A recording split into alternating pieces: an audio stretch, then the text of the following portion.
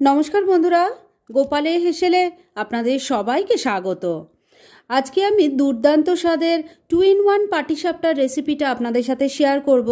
আজকে আমি যেভাবে তৈরি করছি ঠিক সেইভাবে যদি পাটিসাপটা তৈরি করেন দেখতে তো ভালো হবেই, আর একটাও পাটিসাপটা কিন্তু প্যানের গায়ে আটকে যাবে না, খুব সুন্দরভাবে উঠে আসবে এবং খেতেও হবে অত্যন্ত সুস্বাদু।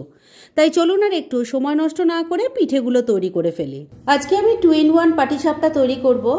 তার জন্য প্রথমেই ব্যাটারটা তৈরি করে নিতে হবে, আর সেজন্য একটা বড় বাটি নিয়ে নিয়েছি।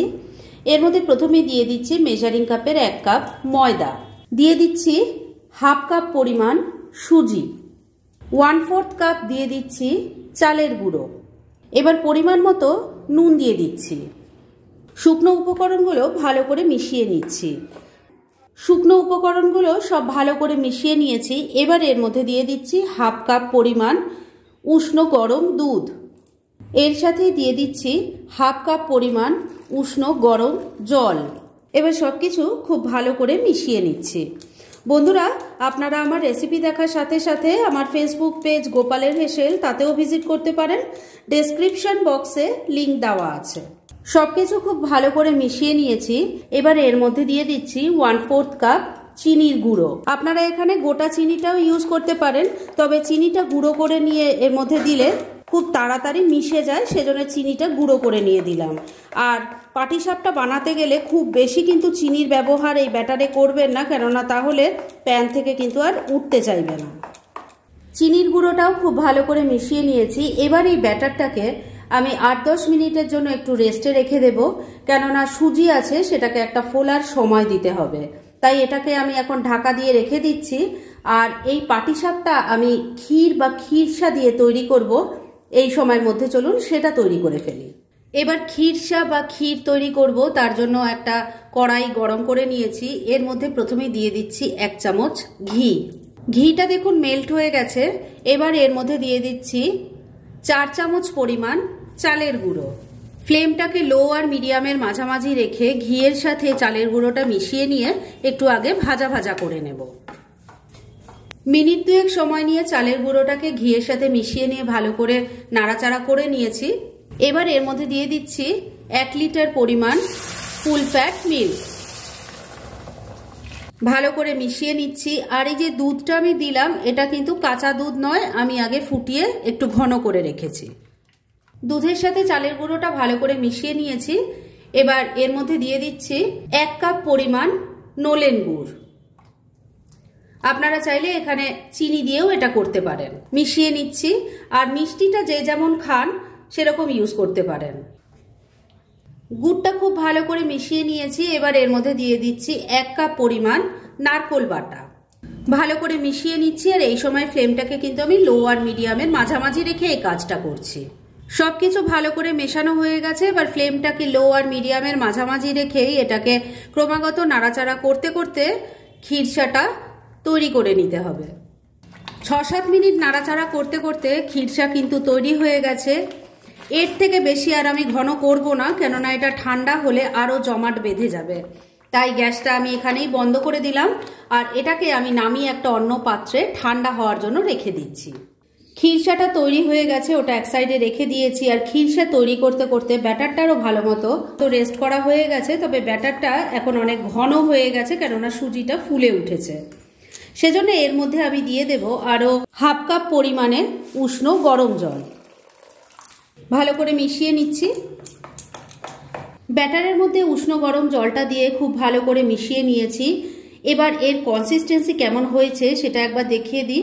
দেখুন, এই ধরনের কনসিস্টেন্সির কিন্তু পাটিসাপটার ব্যাটার তৈরি করতে হবে। এবার আমি যেহেতু 2-in-1 পাটিসাপটা তৈরি করব, সেজন্য একটা বাটি নিয়ে নিয়েছি। এর মধ্যে আমি 2 হাতা ব্যাটার আলাদা করে তুলে রাখছি। এবার এই ব্যাটারটার মধ্যে আমি 1 চামচ কোকো পাউডার দিয়ে দিলাম। ভালো করে মিশিয়ে নিচ্ছি।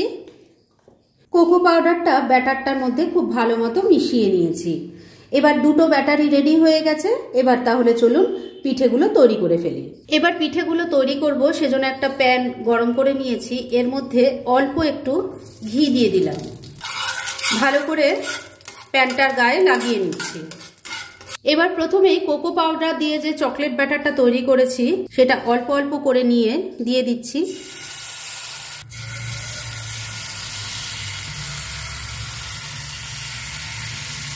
এবার মিনিট খানেক এটাকে একটু হতে দিতে হবে। মিনিট খানেক হয়ে গেছে, এবার হোয়াইট ব্যাটারটা এর ওপর দিয়ে দিয়ে দিচ্ছি।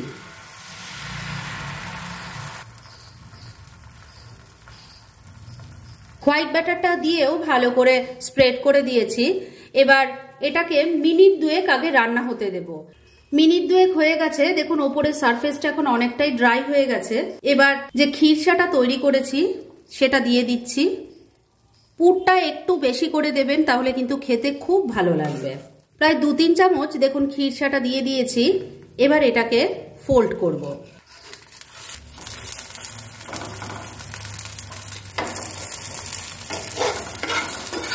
দেখুন একটা 2-in-1 পাটিসাপটা পিঠা আমার কিন্তু একদম রেডি হয়ে গেছে। দুদিকটাই দেখতেই পাচ্ছেন নিশ্চয়ই খুব সুন্দরভাবে তৈরি হয়েছে। আর এগুলো প্যান থেকে ছাড়তেও কিন্তু কোনো রকম অসুবিধা হবে না। যেই প্রপোর্শন আমি বললাম ঠিক সেইভাবে যদি আপনারা করেন, আপনারাও এরকম সুন্দর পাটিসাপটা তৈরি করতে পারবেন। যাই হোক, এবার আমি এটা তুলে নিচ্ছি আর সবকটা এইভাবে তৈরি করে নিয়ে তারপর সার্ভ করে আপনাদের দেখাচ্ছি। ফ্রেন্ডস, আমার আজকের এই দুর্দান্ত স্বাদের 2-in-1 পাটিসাপটার রেসিপি একদম রেডি হয়ে গেছে এবং আমি সার্ভ করে দিয়েছি। ভীষণ ইজি একটা রেসিপি, কিন্তু যেভাবে আমি তৈরি করেছি ঠিক সেভাবে যদি আপনারা তৈরি করেন, দেখতেও যেমন সুন্দর হবে, খেতেও অসাধারণ হবে, আর একটা পিঠেও কিন্তু ভেঙে যাবে না। তাই দেরি না করে পারলে এটা আজই একবার ট্রাই করে ফেলুন, আর তারপর কেমন লাগলো সেটা প্লিজ কমেন্ট করে জানাবেন। এরম ধরনের অনেক ভালো ভালো নিরামিষ রান্নার রেসিপি আপনারা গোপালের হেসেল সার্চ করলেই পেয়ে যাবেন, যার মধ্যে থেকে কিছু কিছু আমি সাজেস্টেড বক্সেও দিয়ে দেব, সেখান থেকেও আপনারা দেখে নিতে পারেন। তাই গোপালের হেসেল অবশ্যই ভিজিট করুন। আর আপনারা কেমন ধরনের রেসিপি চাইছেন সেটাও কিন্তু আমাকে জানাতে পারেন। আমি চেষ্টা করব সেসব রেসিপিগুলো আপনাদের সাথে শেয়ার করার। আর আমার আজকের এই রেসিপি যদি আপনাদের ভালো লাগে আর ইউজফুল বলে মনে হয়, তাহলে যারা এখনও আমার চ্যানেলটাকে সাবস্ক্রাইব করেননি তারা প্লিজ সাবস্ক্রাইব করুন। তাহলে আজকের মতো এখানেই শেষ করছি। পরদিন আবার এরকমই কোনো ভালো রেসিপি নিয়ে চলে আসব। আপনারা সবাই খুব ভালো থাকুন, সুস্থ থাকুন।